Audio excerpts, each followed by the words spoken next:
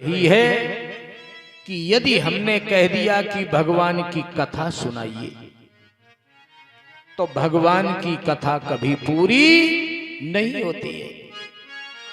कथा का तो केवल विराम होता है।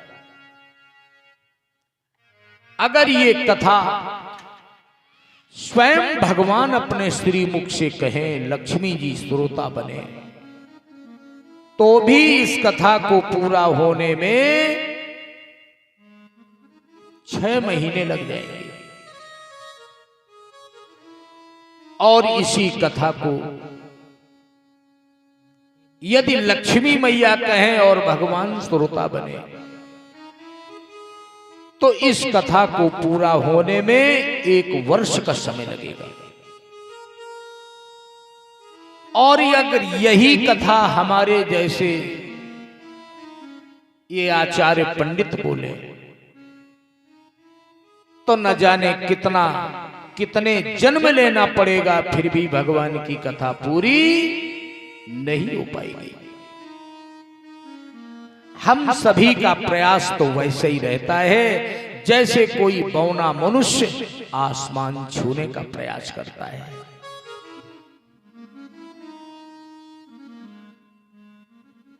संतों की मंडली कितनी बुद्धिमान है कि सूताख्याहि कथासारम। हे सूत जी महाराज भगवान की कथा का सार सुनाइए। और ऐसा कहते हुए संतों की मंडली ने महाभागवत सूत जी से 6 प्रश्न पूछे। पहला प्रश्न किया, महाराज ये बताइए कि मनुष्य के जीवन का कल्याण कैसे होगा।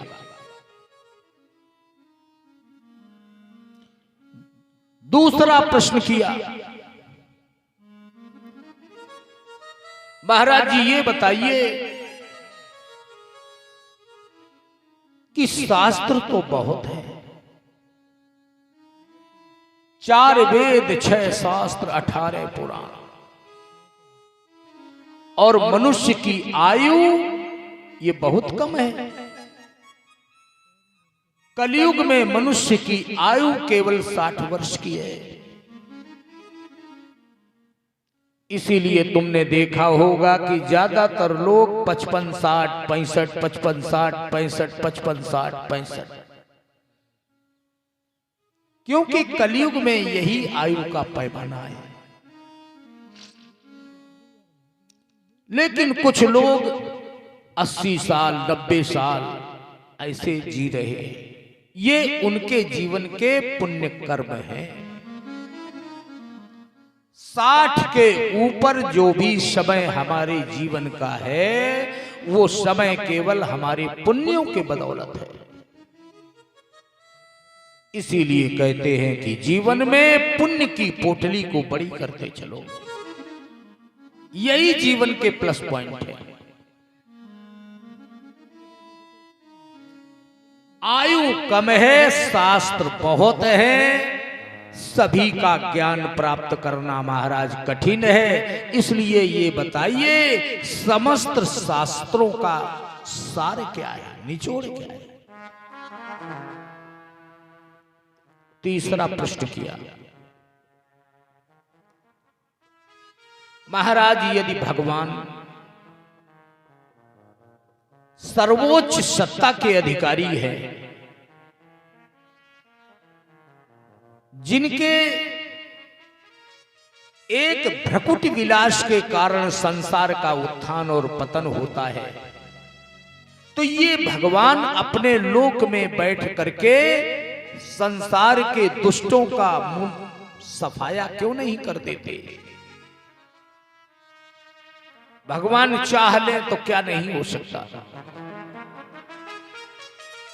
तो महाराज ये अवतार क्यों लेते हैं।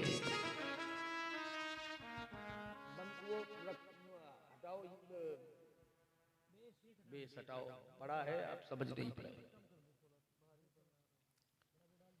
ये भगवान अवतार क्यों लेते हैं।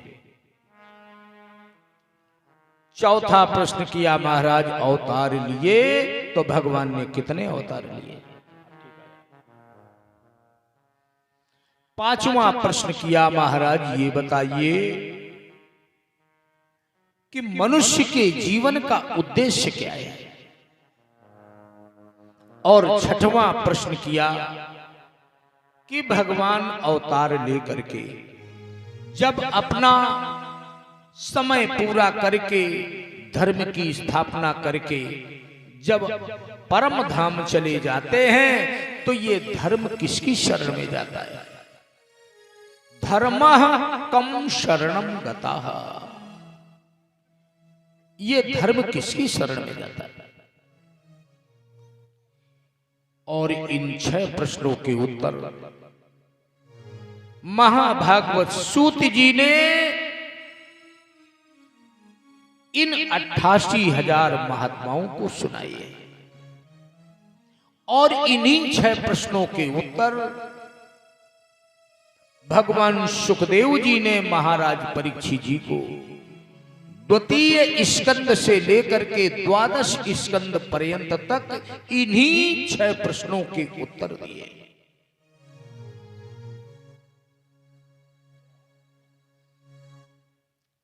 सूत जी महाराज शांत बैठ गए और अपने गुरुदेव भगवान का ध्यान करने लगे, क्योंकि जीवन में गुरु की बहुत जरूरत है। गुरु करो जान के और पानी पियो छान के। जिसने अपने जीवन में गुरु अभी नहीं बनाया है, गुरुमुख नहीं हुए हैं, उनके द्वारा किया गया जप तप दान इसका पूर्ण फल नहीं मिलता। और गुरु और परमात्मा ये बड़े भाग्य से मिलते हैं। जय बोलो गुरुदेव भगवान की जय। कि गुरु बिनु भावै निधि तरई न कोई।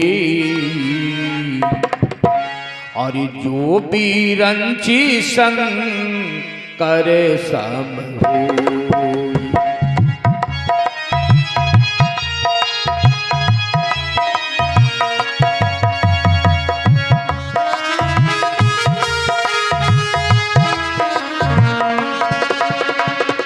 गुरु बिनु भाव निधि, गुरु बिन भाव निधि, गुरु बिन भाव निधि।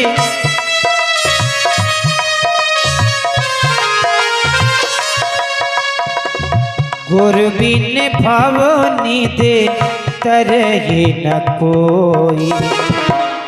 गुरु बिनु भाव निधि तरई न कोई। और किसका किसका नाम दिया है। अरे जो बिरंची संग करे सब होई। जो बिरंची संग करे सब होई।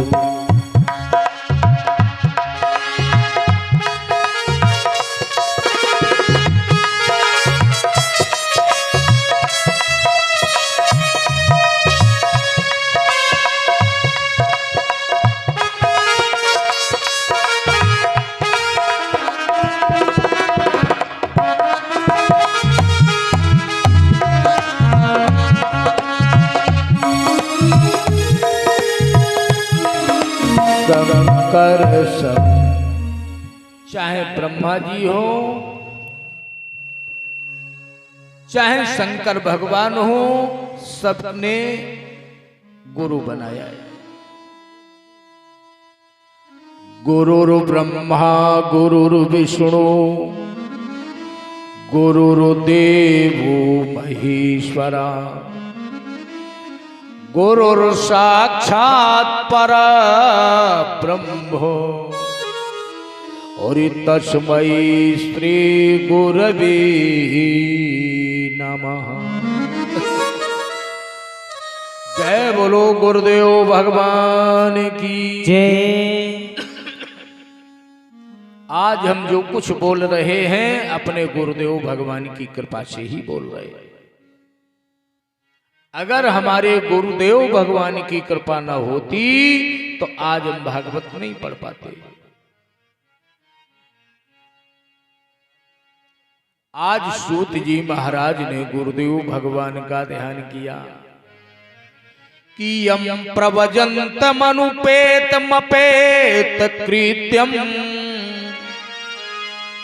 द्वैपायनो विरह कातर आजुहावो पुत्रेति तन्मयतया तरवो भिने दोष तम सर्वभूत हृदयम मुनिमान दोषमी। वो सुखदेव भगवान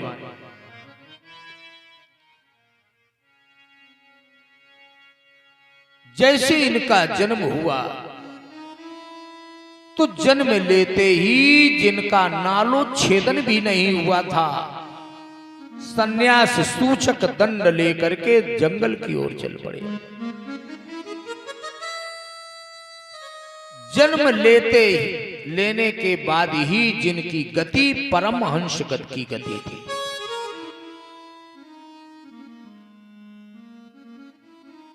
कि जन्मत ही जग दुख निरख नरा लपेटे अंग भाग चले सुखदेव जी लगे प्यास जी संग। अब जन्म लेने के बाद तो कोई बोल तो सकता नहीं है। पीछे से व्यास जी हे पुत्र रुक जाओ, हे पुत्र रुक जाओ, हे पुत्र रुक जाओ।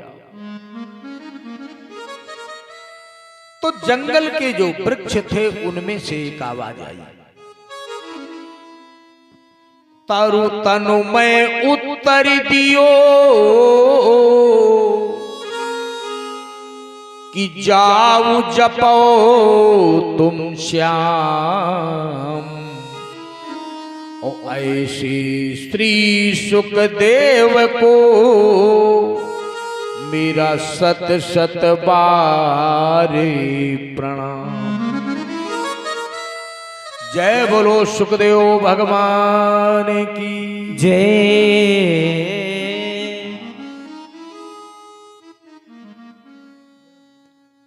सुखदेव भगवान का ध्यान किया, अपने गुरु जी का ध्यान किया।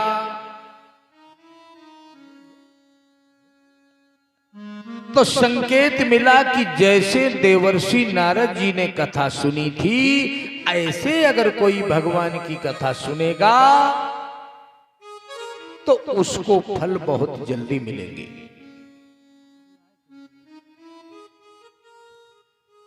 क्योंकि हर काम के लिए अपना अलग अलग तरीका है।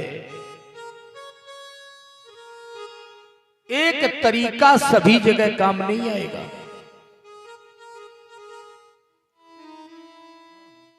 हम जानवर पाले हैं तो कैसे काम करना है इसका तरीका अलग है। हम भागवत कथा कह रहे हैं तो इसका तरीका अलग है। हम अगर राजनीति में हैं, चुनाव लड़ रहे हैं तो तरीका दूसरा है। इसी प्रकार पूजा करने का भी, कथा सुनने का भी इनके तरीके हैं। जिनको तरीका अपने गुरुदेव भगवान की कृपा से मालूम है तो कम समय में वो भगवान की भक्ति करके अपना लक्ष्य प्राप्त कर लेते हैं। और जिनको तरीका मालूम नहीं है तो सारी जिंदगी घंटा बजाते रहते हैं, अंत में घंटे ही पकड़ के रह जाते हैं, क्योंकि तरीका नहीं मालूम है।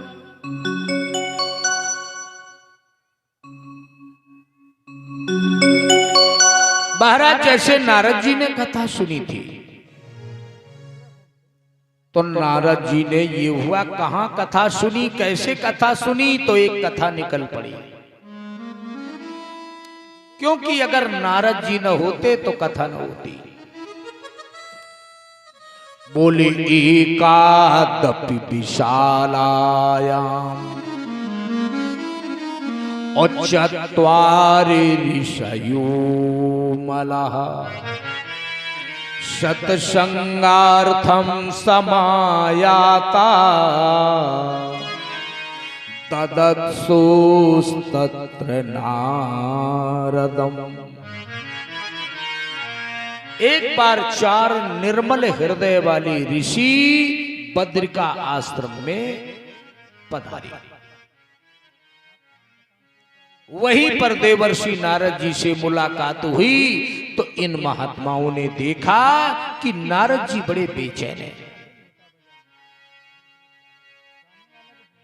तो वो महात्माओं की जो मंडली थी वो मुस्कुराने लगी और कहने लगी, नारद जी तुम तो संत हो और मैं देख रहा हूं कि तुम्हारा जो मुखमंडल है ये बड़ा चिंतातुर दिखाई दे रहा है।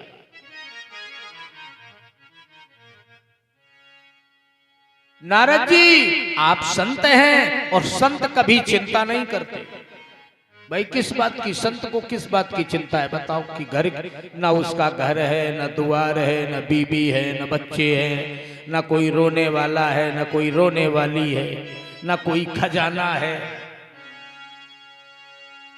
संत को किस बात की चिंता बताओ? संत को तो केवल भगवान की ही चिंता रहती है और कोई चिंता ही नहीं है। यही संत और संसार के लोगों में यही अंतर है। संत भगवान का चिंतन करते हैं और संसार के लोग चिंता करते हैं, यही अंतर है। और जिसने चिंता की वो गया काम से। बोले कैसे? कि चिंता ये चिता से बढ़कर है, कीड़े समान ये लग जाती है।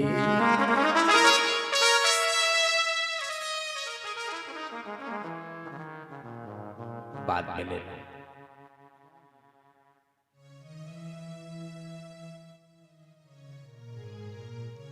कि चिंता ये चिता से हरि बढ़ी कर है, और कीड़े समान लग जाती है।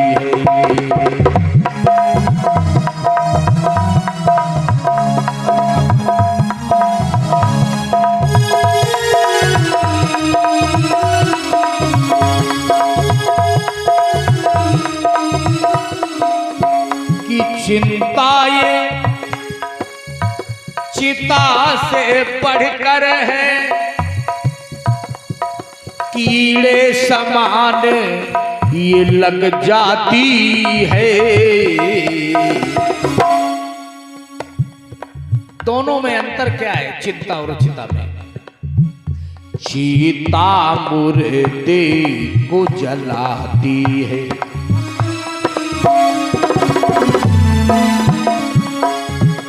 चिता मुर्दे को जलाती है, चिंता जिंदा खा जाती है।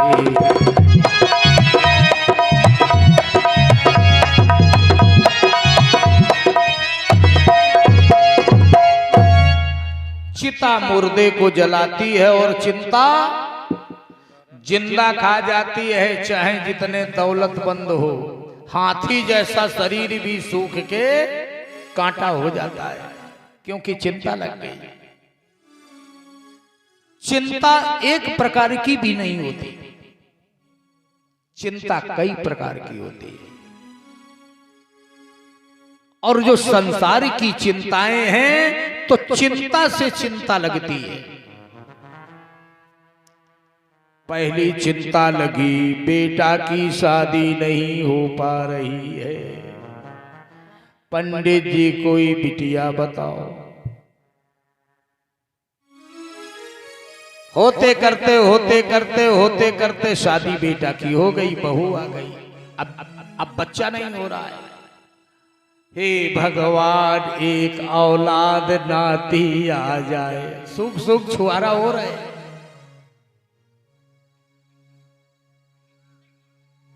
अब नाती भी कुछ दिन के बाद आया, चिंता करते रहे तो नाती बीमार पड़ गया, तो फिर चिंता घुस गई। हे भगवान अगर दिया है तो सलामत रखो। चिंता से चिंता बढ़ती चली जा रही है।